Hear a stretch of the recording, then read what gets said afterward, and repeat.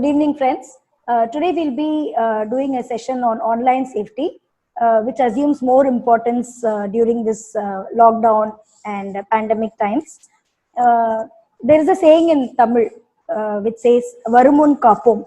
There couldn't be a better time to say this than now.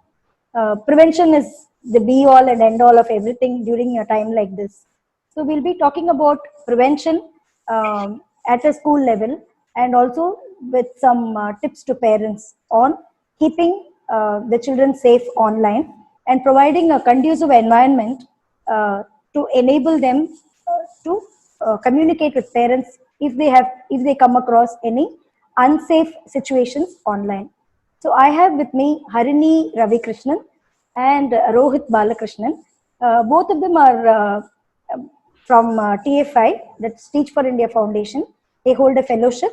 Rohit from Bangalore and Harini from Chennai. And both of them are faculty at Ramana Vidyalaya, where I'm a consultant for personal safety education. And both of them have been trained on personal safety also, bodily safety, personal bodily safety. And they've been conducting online safety, cyber safety lessons for the children at Ramana Vidyalaya. So why is it so important to talk about online safety? That's a big question we all have, because ever since the pandemic, ever since lockdown, the screen time has increased almost 50%. Either it is for learning or for entertainment across all age groups, children, adults, everybody. So with that scenario, it's not only the users who have more time online, it's also the offenders who get more time online with more targets also. The targets have also increased. So that being the case, we thought it's very important to address this issue and how to tackle it at a school level and with students. So over to you, Rohit. I would like to talk to you about online safety, especially from a parent's angle, because it's going to be a top-down approach. We don't start with children. It's always from the parents. So over to you, Rohit. Okay, thank you so much, ma'am, and thank you for this opportunity to give both me and Harini this chance to talk a little bit more about cyber safety and the work that we do at Ramana Vidyalaya. So in terms of parents, I basically have three major broad takeaways that I'd like the parents, internalize from this entire thing. The first thing is a very basic one, which is there's no longer an excuse for parents to say that parents, adults, teachers, mentors to say that technology is not for me.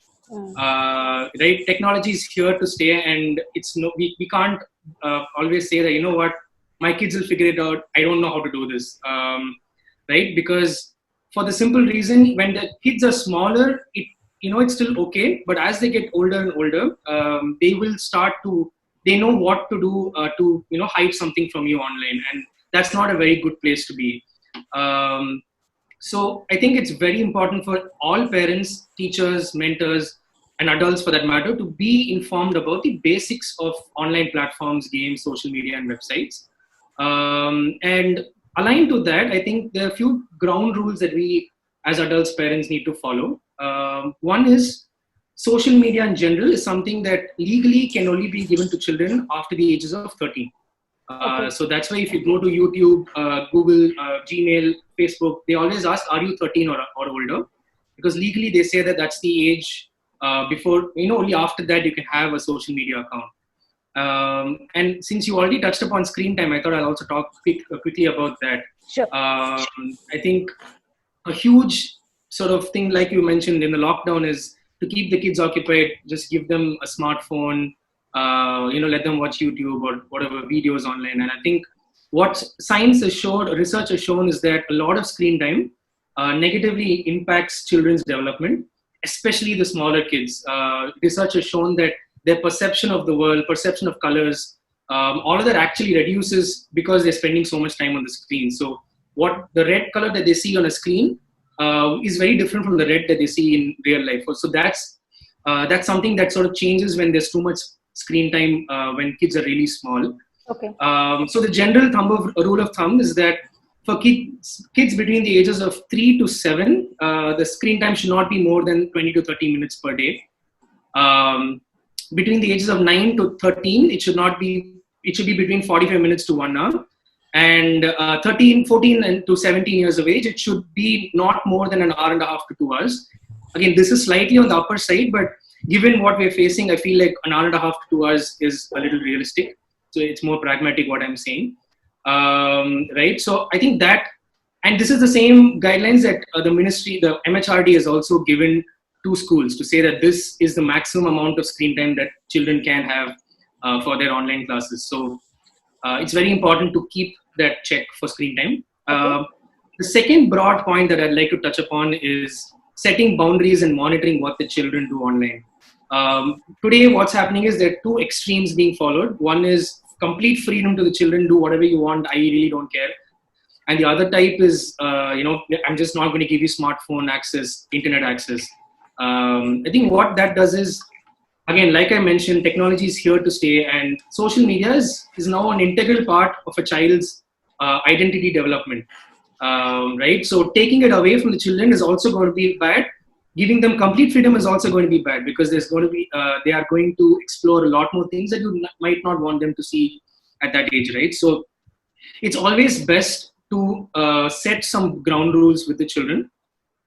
Make sure that whenever they're accessing a smartphone, internet, social media, it's in a place where everybody is around, like in the hall or the dining room, and that's something that we strongly recommend to parents and to teachers who are teaching in classrooms. So that's a very important thing to keep in mind. And to have the audio and video on. Most audio and video on, exactly. Yeah, that's also very true. And there's nothing wrong in monitoring what your kids are doing. I feel like today the problem is that when kids fight back and they say, you know what, how can you monitor what I'm doing?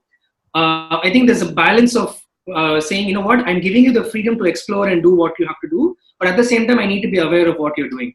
Yeah, so there's a thin line of there's a thin line between supervision and privacy, correct. Right? Yeah, so, correct.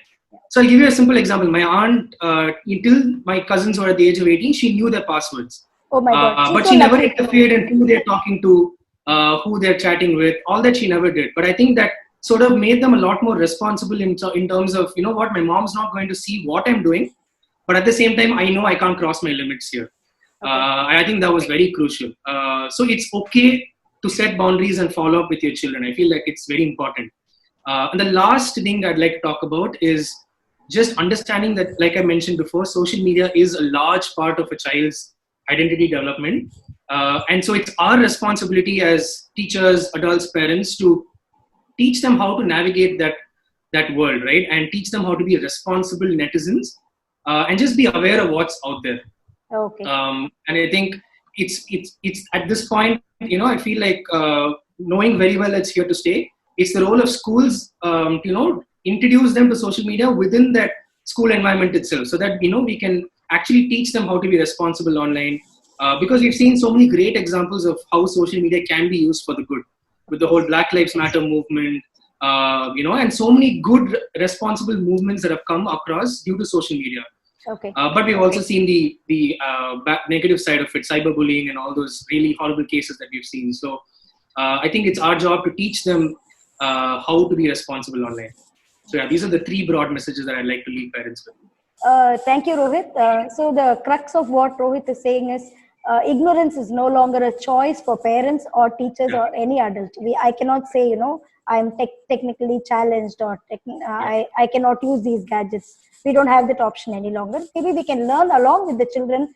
That way, it can be more empowering and nourishing for both it can give you opportunity for bonding with the children also. So that's one thing. Another thing is, suppose a child sees a personal diary of somebody lying on the floor in a real life situation that is offline. Naturally, any child will take it and will want to give it to the owner or give it to somebody who can return it to the owner. They would not naturally take out the pages, share it with somebody or read it out aloud to somebody. But then, can we say the same thing about online? Online messages which are more sensitive, which are personal in nature, the same logic is not applied there most often, I feel, because we are living in times of screenshots, forwards, and copy pasting. So actually, ma'am, what we have told kids actually is that before posting anything online, just think, is that something you would say to that person in real life? And if it's not something you'd say in real life, don't post it online. Exactly. And that's a good rule to follow, I feel, for adults and for kids. Exactly. So we don't have to have a new moral code for online behavior. It's just a leap from your offline moral code. It's not something. It doesn't have to be something totally new. What you wouldn't want to do offline should not be done online too. You have to. The boundaries are the same. It is just that it's a matter of screenshot there, and here it's a matter of showing the actual pictures or sharing whatever is not supposed to be shared. So having said that, the foremost thing that parents have to keep in mind is the foundation for any safe online activity at home begins with providing them a safe offline atmosphere, which enables free communication and open and free communication, and gives them the choice to come and talk to the parents if something, not if, when something happens. We are no longer in that zone of, if something goes wrong, when something goes wrong, because it's definitely they are going to face situations which are unsafe online. So the foremost input for a parent would be to create an atmosphere offline which is conducive for the children to get back to you if they need help. Imagine a situation of a child facing something very threatening online, very unsafe and very threatening, but they are most frightened to come and talk about it to a parent. So which is more threatening, the online scenario or the offline scenario? So that is my input for the parents, to provide a very conducive atmosphere at home to be able to come and talk to the parents openly should they encounter something unsafe online. So having dealt with what parents should do, now let's go to Harini. Harini has been teaching children about cyber safety, right? Taking classes also. So what are your inputs for the children specifically, and how would you deal with it in a school setup? So I think, like you had just said, the crux of what we teach students as well is building awareness first thing. And basically we go with precaution, because to explore is something natural. Children are naturally curious about, even offline they are curious, and same way they're curious online. So new games come up, new apps come up, and the first instinct is for them to explore it.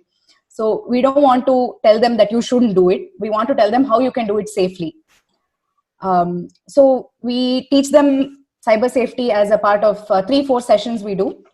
And I'll just go over the topics that we cover. Sure. In what we teach them. So the first main thing is we understand almost all children above 13, ideally above 13, are a part of social media, some app or the other. And so what we do is we picked up the most commonly used apps like Instagram, Facebook, and WhatsApp. And we talk about where they can find the safety and privacy features. So it's not that, so they may see public pages and everything else, but we tell them that there are options for you to safeguard your profile and your information. And we also tell them that if you do choose to be, a public page, for example, if they are promoting photography or they're promoting something else of their own, we tell them what things they can do so that they can stay safe that way also. It's a choice they make, but they should be aware of the consequences of the choice they make. And one of the most important things we tell them here is do not post any of your personal information. That is something we feel that like posting addresses or posting phone numbers, these are things that social media apps tend to ask you, but then these are always optional, and we emphasize on the fact that they should not be posting these, as this can trace them back to where they actually stay and compromise their safety. So we talk about the potential threats of these apps and what are the do's and don'ts for any social media app. So like Rohit rightly said, the first key is do not say or post anything on the app that you wouldn't tell a person in real life. You may think that, it's easier to say something harmful on social media because you're not looking at them, but then you don't know the long-term effect that it has. So that's the first thing. And second thing is online games. Again, something that students these days do spend a lot of time on. So we emphasize on the precautions they should take before they actually choose the game. So check for the reviews, check for what other people are saying about the game, and check if it's age appropriate. So the games have ratings, they have M and R, and we insist that they check on the rating. And we also insist that they do not chat with strangers online. I think it's a pretty common norm that online games connect you with strangers, and while it's okay to actually engage through the game, we advise them that they do not chat with them. There is no necessity for chatting. And we also tell them that if they feel the pressure or if they feel uncomfortable with something that's happening in the game, that the first thing they should think about is their own safety. And they should know at the stage that this needs to be stopped, and they need not feel pressurized to actually carry on with the game because of their peers or for any other reason. And so next thing is we touch upon cyberbullying. So what exactly it is and what are the ways in which they can get cyberbullied, whether on social media or whether while playing online games or anywhere else on the internet. So there are different ways in which they can happen. And we tell them a simple three-step way of tackling cyberbullying, which is zip it, block it, and flag it. And can you this repeat is something, that, Harini? Yeah, zip it, block it, and flag it.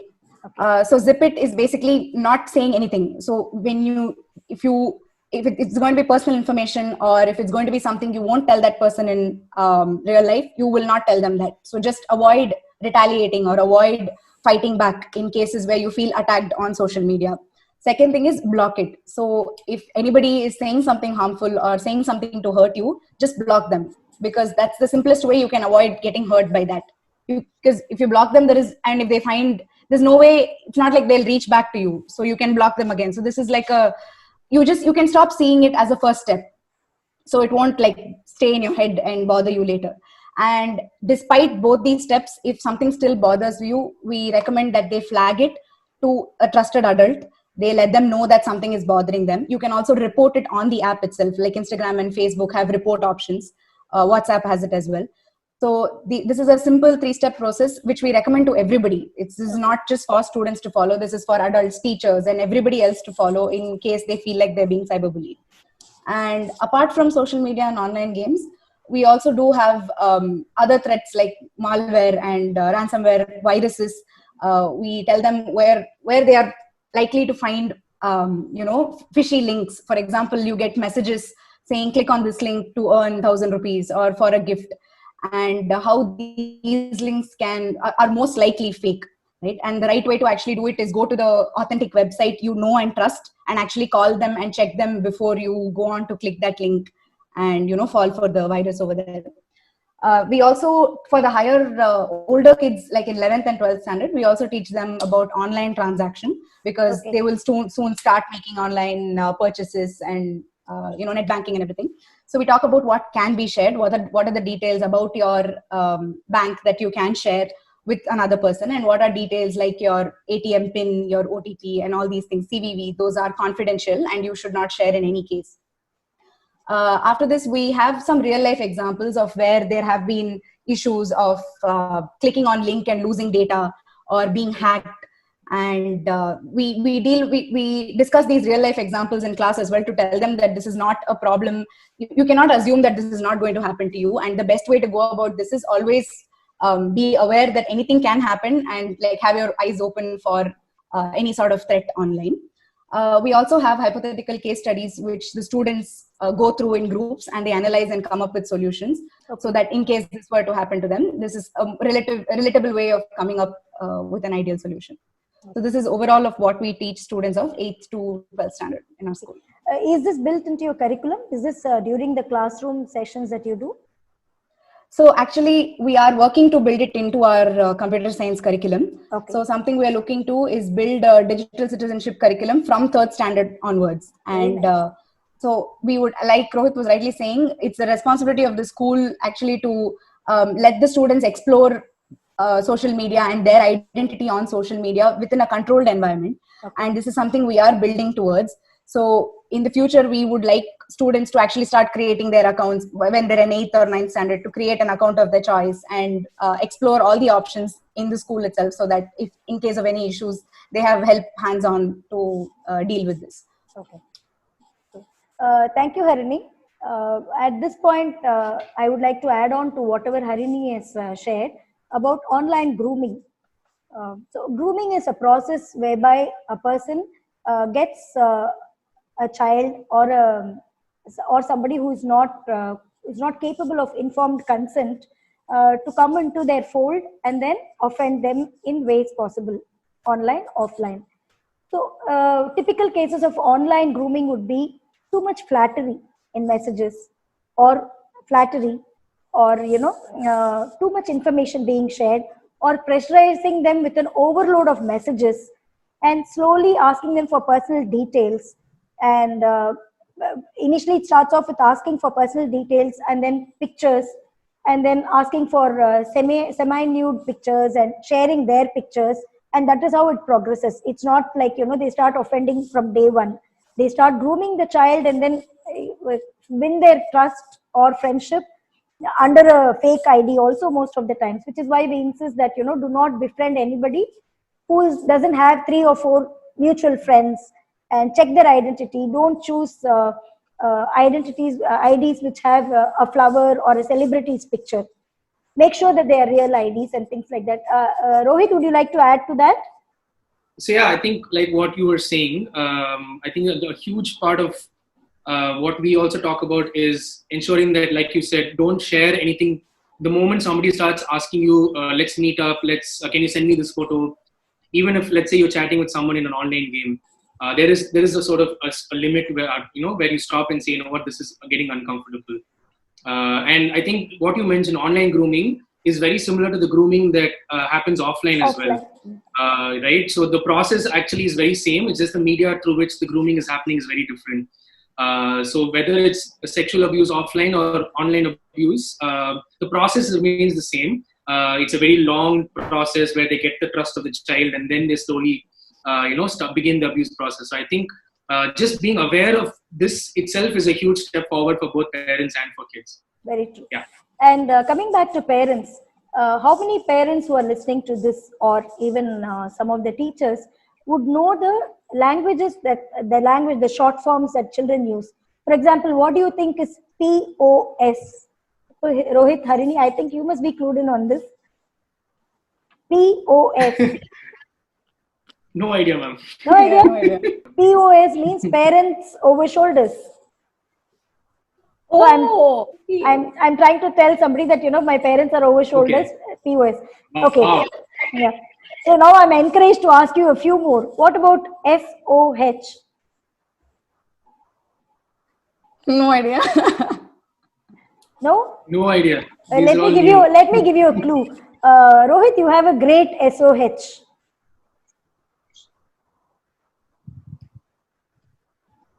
Sense of humor. Oh, wow. So why I'm saying this is, we need to know their lingo. We need to know what the texting language. It's so different, and we cannot brush aside saying that. Harini and I just know. Pardon? You said something. I think Harini and I just probably know G to G, TTYL. That's what we used to use. I think it's clearly changed. We're outdated in this. Yeah. So we'll have to constantly keep updating ourselves about. It's very dynamic, right? Like Rohit rightly said that even as facilitators, you may not be aware of all that is coming up. Would you like to elaborate on that, Rohit? Yeah, actually, when Harini and I did these sessions in school, after I think a second session, we realized that out of our 100 kids that we did the session for, only 5 or 6 are actually using Facebook. Okay. So we realized that we spend 10 minutes on Facebook for nothing. There's no one's using it, no one is relating to it. So it was a huge eye-opener for us. Yeah, it's clearly for older people now. So it was a huge eye-opener for us in the sense that I think what we need to do is not talk about specific apps, rather talk about a general framework that the kids need to follow, regardless of what app they're on. The couple of apps that they told us, we've not even heard about it. So we realized that there's no point, every year saying this year we'll focus on this app because this year this is the great app that everyone's using. So we decided, let's teach them safety rules. How they do it, I think we need to give the responsibility to them. They need to figure it out because they need to feel empowered enough to say that, I need to be safe online. So general rules is a lot better way to do it rather than saying, let's do it app-wise. That's a huge learning that we had, I feel, when we did the sessions in the classroom. That makes absolute sense, because every day there's a new app, every day there's a new thing. Yeah. So and now Chinese apps have been banned, so there's now a new set of apps that will come in. Yeah. Yeah. But that's one less risky application to teach them, right? Especially with the ban of TikTok. TikTok. Yeah. Yeah. Yeah. So going back to the role of teachers, now the online classrooms have are I don't want to use the much cliched word new normal, but that is the new normal. The online classrooms. So that being the case, if you notice, typically disclosures happen with peers and teachers. Usually, if there is a unsafe situation, children usually disclose it to their peers or to the teachers at school. Now, with both these resources cancelled, there is very little scope for them to disclose. So that being the case, I have this input for schools. Maybe you could also relate your management to have something on the online teaching platforms, something like a ticker tape running with a 1098 or with a helpline number where children can reach out in case they feel unsafe about any situation at home. So this is something that I would like school managements to think about. And from parents' side, we just have to provide a conducive atmosphere. And as Rohit said, ignorance is no longer a choice, or ignorance is not bliss either. So we have to update ourselves on what's happening in their life, online behavior, online activities. It's not rocket science, actually. It's just a little more difficult than rocket science, if you ask me. Parenting has never been easy. So we have to just keep updating ourselves and be in tandem with them. That is for the schools and the parents. And for children, is there anything that if there is one thing that you'll have to tell the children, what is it, Harini? Do you have any input for the children? I think especially now when they are constantly online, like you said, one thing that like you recommended, we could have a place where they can reach out, but just knowing that right now is most important for them to definitely reach out to some trusted adult in case they are feeling uncomfortable. That would be the first step. And like we said, again, to reinforce, zip it, block it, and flag it. That is something that can be followed on any app and on any platform. So that is one thing I would definitely ask children to keep in their mind while they are navigating through the internet. Okay. And Rohit, I want to ask you one thing.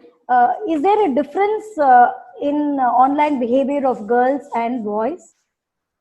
I think I wouldn't say, not in my experience. What I've seen is probably they explore different types of apps and they follow different types of pages. That depends purely on social pressure, peer pressure, right? So okay. If in that group there is suddenly people are following this particular sport, let's say they're following Virat Kohli, all of them are going to follow Virat Kohli. I think what I have noticed is it's more in terms of what is this current sort of fashion that's happening, for lack of a better word. I think that's what everyone gravitates towards naturally. So when TikTok came out initially, that was what everyone was going towards. So I wouldn't say it's very gender specific. Yeah, interest wise, you might find differences, but that's child to child. I wouldn't say that's a gender specific thing. But yeah, I think that is important to keep in mind, that there are trends. There are these trends. There are these challenges that happen online. I think that is where we as adults need to come in, because some of these challenges can get a little unsafe. So I think it's important for us to be on social media just to see what's the latest challenge and ensure that our children don't do something that endangers them. I think that just keeping a track of that might make sense. So typically, starting from where you left, something that endangers them online, somehow all the significant adults in their life are totally cut off from their online life. Typically, what happened in the boys' locker room also, if a similar imbroglio had to happen offline, there would have been some adult who would have come to their aid and helped them. Suppose a child picks up a fight with a shopkeeper, in public, then there'll be some adult who will be there to support, help, or report, get into it, interfere, and somehow diffuse the situation. But when it comes to online sticky situations, somehow the parents, teachers, adults are all cut off from that. The children become their own judges. They decide what to do, and then it ends up in self-harm. In that particular boys locker room case also, it resulted in a self-harm situation. So it is towards that all of us have to work and make sure that children feel assured and trusted to come to us if they have an online safety issue. Now, we are all talking about it, but I know it is very, very difficult to get their trust and, make them come and seek our help. Has there been any specific case in your school, Rohit, where the children have come back to you with a problem and you've been able to help them out? Are they open about it? Would you like to share without names?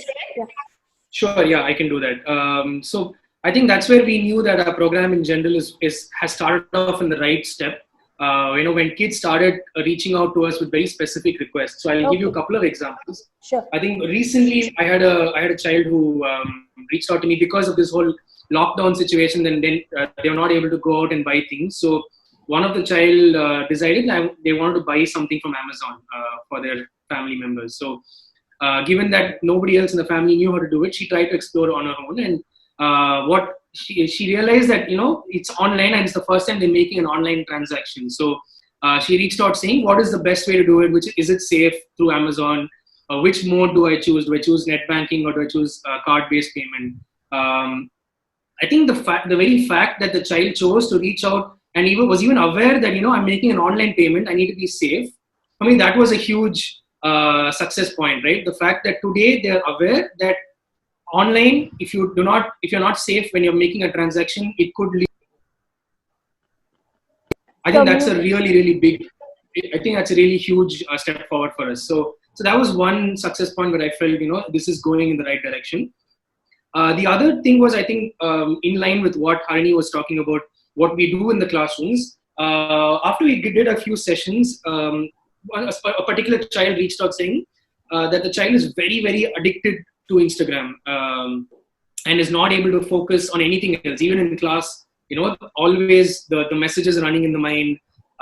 They always want to go back home and just check the phone immediately.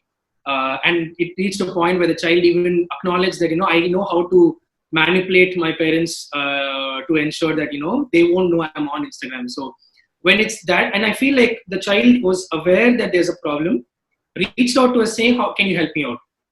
Again, huge success point for us in the fact that when we spoke to them about the dangers of being online too much, what can a lot of screen time do for you? The child was able to internalize, reflect, and come back to us with the problem. And we were able to start that dialogue with the child. Okay. And in my head, that is the first step. When you start giving kids the confidence that, they can have a dialogue with you about it and can openly reach out to you, I feel like that's half the battle won. Because that dialogue and creating that space for them, I feel, is the most important step. And as soon as that is done, I feel like we have crossed a huge bridge. And I think if those similar kinds of spaces are created, we would avoid more boys' locker room situations, because I feel like they should have a space to reach out to. And, I'm sure if one of those boys in that locker room decided, what, something is not right, and if he knew that I can reach out to this person, this would have been diffused long back. The fact that he didn't have that person, it is what it is today with that whole situation. So I think we're in the right direction.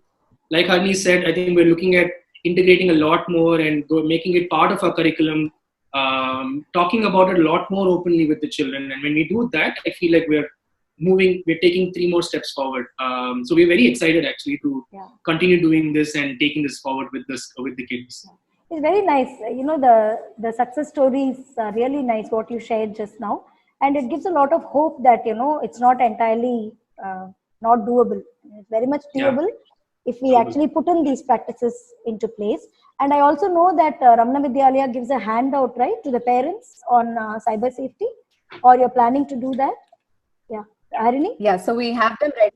And I think we're just waiting for the school to physically open so we can disseminate it to the parents and have a session with them as to how they can go through the manual and use it effectively. Okay. Thank you so much. I think this is just we've just started the dialogue on this. Let's have 1 or 2 more sessions on specifics if needed. And I really welcome, I owe my thanks to Mrs. Lalita Chandrasekhar for giving us this opportunity to do this with both of you and sharing your experiences, real life experiences from your school. And thank you so much for your time. Thank you, Vijay. Thank you so much, ma'am. So I think I'd just like to leave with one final thought, which is for those who are seeing this, if you'd like to get in touch with us, discuss more, talk about how you can take these programs in your schools, or specific requests on how we can deal with children at home, in this lockdown period, I think you feel free to reach out to any of us. I think we'll be able to help you out. I think this is just, like ma'am said, this is the first step forward, and we can have many more such going forward. So thank you so much, ma'am. It was really a great opportunity for both of us. My pleasure. Thank you.